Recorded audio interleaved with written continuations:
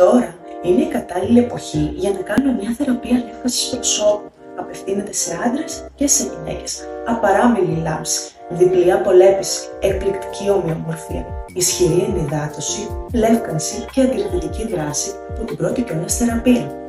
Τα αποτελέσματα της θεραπείας αυτής: πιο λαμπερή επιδερμίδα κατά 97%, λιγότερες δυσχρωμίες κατά 78%, λίανση των λιπίδων κατά 90%.